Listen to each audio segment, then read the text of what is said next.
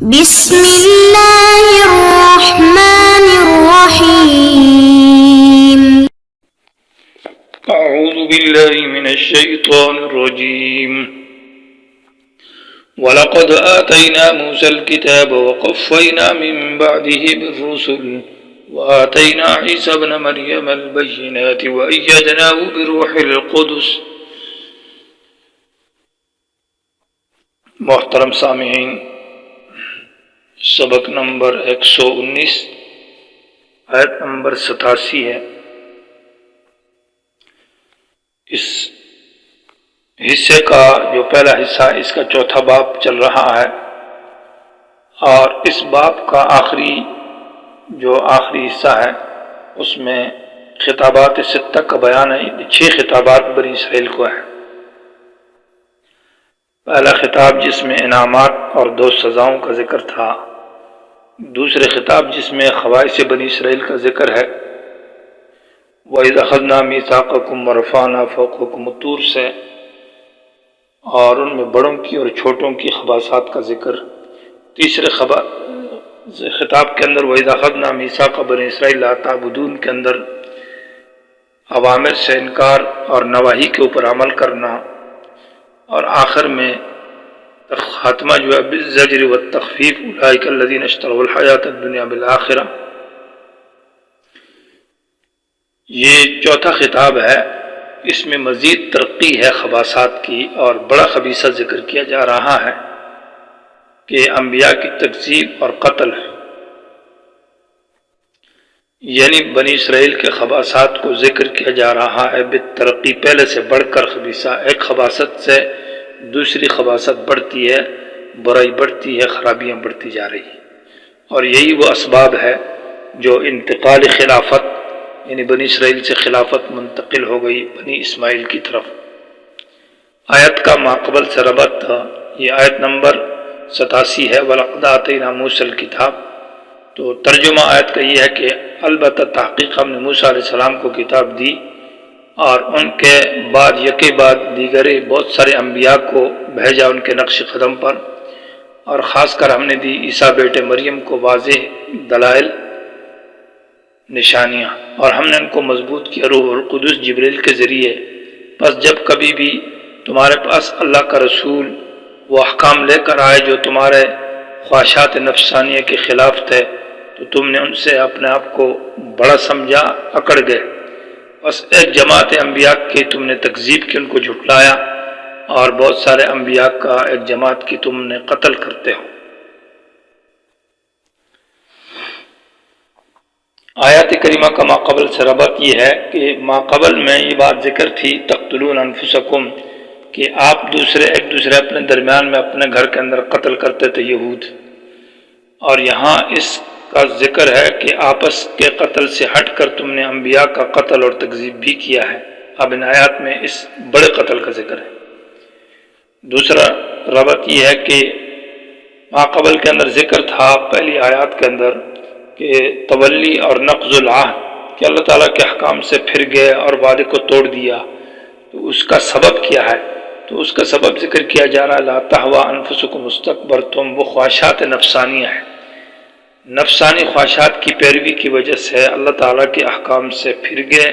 اور اللہ تعالیٰ کے کیے ہوئے وعدوں کو توڑ دیا۔ یہ اس کا گویا کہ ایک سبب ذکر ہے۔ وَلَقَدْ آتَيْنَا مُوسَى الْكِتاب کی آیت کا عنوان ہے کہ ارسال الرسل فی بنی اسرائیل والبینات مع الکتب، انبیاء بنی اسرائیل کے اندر بھیجے اور کتابیں بھی بھیجی اور بینات دلائل بھی بھیجے، اور پھر زجر ہے آیت کے اندر تکذیب اور قتل انبیاء کے اوپر، کہ بنی اسرائیل نے تکذیب کی انبیاء کی اور انبیاء کو قتل کیا۔ اللہ تعالیٰ نے انبیاء بھیجے لیکن انہوں نے انبیاء کو جھٹلایا اور انبیاء کا قتل کیا، انبیاء کی بات نہیں مانی۔ یہ آیت کا گویا کہ عنوان ہے۔ وَلَقَدْ آتَيْنَا، البتہ تحقیق ہم نے بھیجا موسیٰ علیہ السلام، ہم نے دی موسیٰ علیہ السلام کو الکتابہ، تورات۔ ماقبل میں بھی تورات کا جو ذکر تھا وہ بطور نعمت کے تھا۔ یہاں موسیٰ علیہ السلام کا تذکرہ اس لیے کیا ہے کہ بنی اسرائیل کے اندر شریعت اور کتاب جو ہے وہ موسیٰ علیہ السلام سے شروع ہے، حضرت یعقوب علیہ السلام کے دور میں باقاعدہ کتاب اور شریعت کتاب نہیں تھی۔ وقفینا من بعدہ بالرسل، اور ہم نے حضرت موسیٰ علیہ السلام کے بعد بہت سارے انبیاء کو بھیجا ان کے نقش قدم پر۔ قفا یقفی تقفیہ کا معنی ہے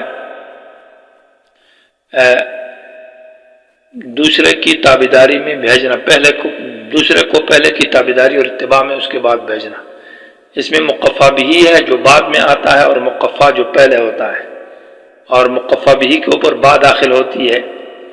یعنی حضرت موسیٰ علیہ السلام گویا کہ مقفع ہے، ان کو آگے ذکر کیا اور ان کے پیچھے انبیاء بنی اسرائیل کو ذکر کیا۔ مقفع، قفا کا لفظ جو ہے نا، قفا اصل لغت میں مؤخر الراس، سر کے پچھلے حصے کو کہا جاتا ہے، اور حدیث میں جو آتا ہے کہ مسح کیا ہے نبی علیہ السلام نے سر کا، تو گردن کا بعد ترجمہ جو کیا جاتا ہے حدیث ترمذی میں، یہ صحیح نہیں ہے، وہاں گردن مراد نہیں ہے، سر کا پچھلا حصہ مراد ہے، کیونکہ گردن کو تو رقبہ کہا جاتا ہے، پچھلے حصے گردن کو، اور پوری گردن کو عنق کہا جاتا ہے، پچھلے حصے کو رقبہ کہا جاتا ہے، اور سر کے پچھلے حصے کو قفا کہا جاتا ہے۔ تو معنی ہے کہ مقدم الراس سے مسح شروع کیا مؤخر الراس تک، تو گردن کا اس بات درست معلوم نہیں ہوتا۔ یہاں من بعد ہی پر سوال پیدا ہوتا ہے کہ قفینا کا معنی بعد میں بھیجنا، تو من بعد ہی کا تذکرہ کیوں کیا ہے؟ تو جواب یہ کہ من بعد ہی تو صرف تاخیر زمانے کے لیے کہ باقی انبیاء کو حضرت موسیٰ کے بعد بھیجا ہے، اور قفینا کا معنی یہ ہے کہ ان کے نقش قدم اور ان کی اتباع میں بھیجا ہے۔ تو معنی ہوگا وقفینا، یہاں پر اصل میں قفیناہ میں ہو ضمیر مفعول ہے، اور بالرسول جو ہے نا ان کے بعد ذکر کیا، تو ہو ضمیر مفعول کی جگہ میں یہ من بعد ہی کو ذکر کیا ہے، اور ہم نے بھیجا من بعد ہی حضرت موسیٰ علیہ السلام کے بعد ان کے نقش قدم پر بالرسول بہت سارے انبیاء کو۔ اس پر سوال یہ پیدا ہوتا ہے کہ موسیٰ علیہ السلام کے جو بعد انبیاء، وہ تو انبیاء ہے، وہ رسول نہیں ہے۔ نبی اس کو کہتے ہیں جس کے پاس کتاب نہ ہو، رسول جس کے پاس کتاب ہو، تو کیسے قرآن نے ان کو بالرسول میں رسول کہا ہے؟ جواب یہ ہے کہ ان کے پاس نئی کتاب تو نہیں تھی، لیکن وہی سابقہ شریعت جو حضرت موسیٰ علیہ السلام کی اور وہی کتاب تھی، تو مجازاً رسول کا اطلاق انبیاء پر بھی ہوتا ہے، اور اس کی وجہ یہاں پر یہی ہے کہ ان کے پاس چونکہ وہ کتاب تھی جو کہ تورات تھی۔ اور سورہ مائدہ کی آیت نمبر 44 کے اندر غالباً وہاں اجعل فیکم انبیاء، ان کو انبیاء کہا ہے۔ وآتینا، اور خاص کر ہم نے دیا حضرت عیسیٰ بیٹے مریم کو البینات، واضح دلائل۔ حضرت عیسیٰ علیہ السلام کا تذکرہ یہ خصوصیت کے ساتھ کیا ہے، اور یہ انبیاء بنی اسرائیل میں آخری نبی ہے، اور اس میں ردن علی الیہود، یہود کے اوپر رد کیا کہ آپ نے انبیاء کی تکذیب کی، اور خاص کر حضرت عیسیٰ علیہ السلام کو تو وہ یہودی مانتے ہی نہیں تھے، اس لیے تخصیص کے ساتھ حضرت عیسیٰ کا تذکرہ کیا۔ لفظ عیسیٰ اصل سریانی زبان کے اندر یسوع ہے، اور یاشین کے ساتھ یشوع، اور ان کا معنی ہے مخلص، تو یہ آخری نبی ہے بنی اسرائیل کے اندر۔ ابن مریم کہا ہے، حالانکہ قانون یہ ہے کہ جب کسی کا لقب ذکر کیا جاتا ہے کنیت، تو ابن باپ کا نام لیا جاتا ہے، ماں کا تذکرہ قبیح ہوتا ہے، لیکن یہاں حضرت عیسیٰ علیہ السلام کے بارے میں ابن مریم کہا ہے۔ اس کی وجہ یہ ہے کہ ان کے باپ نہیں تھے،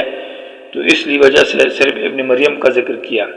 دوسرا یہ ہے کہ یہودیوں پر رد ہے، وہ حضرت عیسیٰ علیہ السلام کو ابن اللہ کہتے ہیں، تو ردن علی الیہود کہ ابن اللہ نہیں ہے، ابن مریم ہے، اور مریم کا معنی ہے عابدہ، عبادت کرنے والی۔ البینات، بینہ یبین، تبیین کا معنی ہے ہر وہ چیز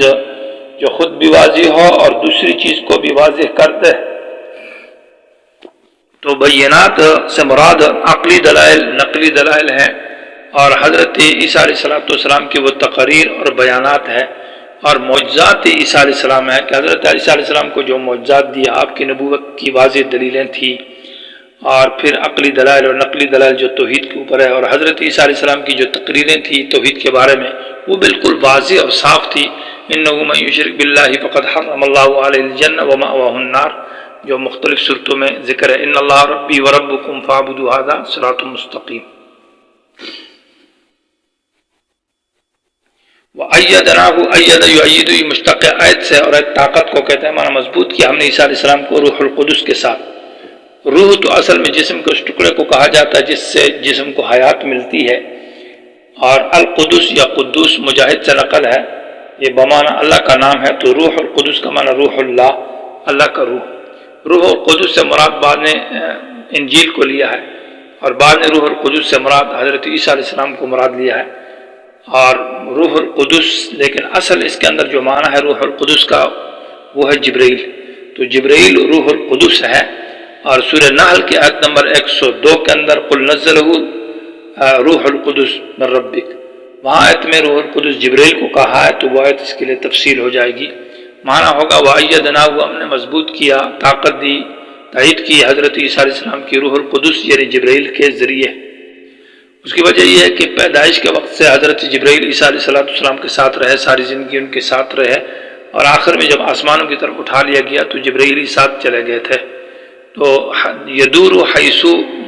یدور معه حیث دار، حضرت جبرائیل ان کے ساتھ چلتے تھے جہاں حضرت عیسیٰ علیہ السلام چلتے تھے، اس لیے روح القدس میں راجح قول جبرائیل مراد ہے۔ افکلما جاءکم رسول بما لا تهوى انفسکم استکبرتم، یہ زجر ہے ان کے تکذیب اور قتل کے اوپر، اور یہ حمزہ جو ہے افکلما میں یہ اصل میں استکبرتم پر داخل ہے۔ مطلب یہ کیا، جب بھی تمہارے پاس انبیاء آئے ان احکام کو لے کر جن کا تمہارا جی اور نفس نہیں چاہتا تھا، نفسانی خواہشات نہیں چاہتی تھی، تو تم نے تکذیب کی اور تکبر کیا اور اکڑ گئے اور اپنے آپ کو بڑا سمجھا۔ تو اصل میں حمزہ صدارت چاہتا ہے، اس لیے اس کو شروع ملایا، ورنہ یہ داخل ہے استکبرتم پر۔ تو معنی ہے افکلما، جب کبھی بھی جاءکم آ گیا تمہارے پاس رسول، اللہ کا کوئی پیغمبر بنی اسرائیل میں سے، بما وہ احکام لے کر، ما سے مراد احکام اور شریعت ہے، لا تهوى انفسکم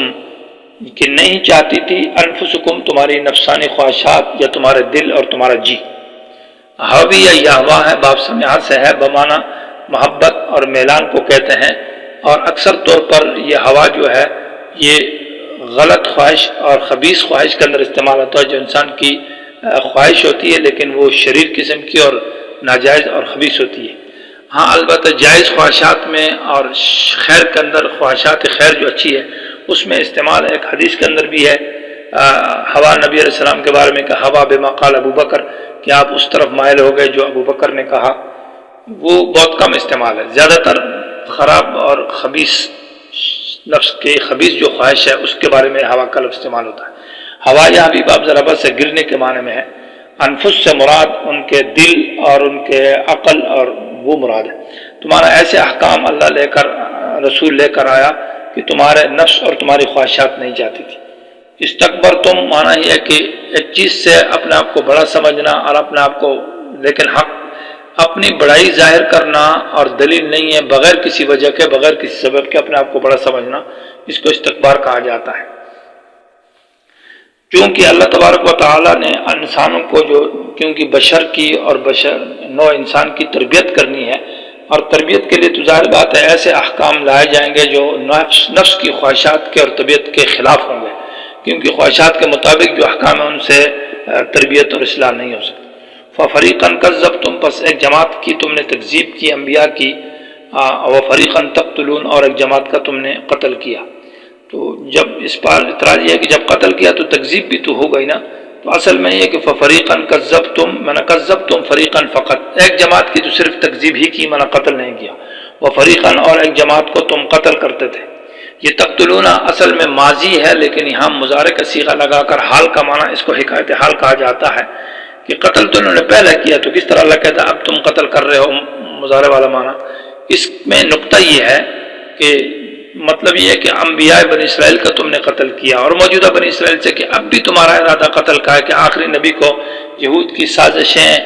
رہی ہے کہ نبی آخری نبی کو قتل کریں گے، اس لیے صیغہ مضارع کا ذکر کیا ہے، اور انہوں نے زہر بھی دی تھی، اور جس زہر سے نبی علیہ السلام کی وفات ہوئی، اصح قول بھی یہی ہے، اس لیے تقتلون مضارع کا صیغہ ہے۔ تو معنی یہ ہے کہ ایک جماعت کی تم نے تکذیب کی فقط، اور وہ فریقاً تقتلون، اور ایک جماعت کو تم قتل کیا اور قتل کرتے ہو، اور ان کی تکذیب بھی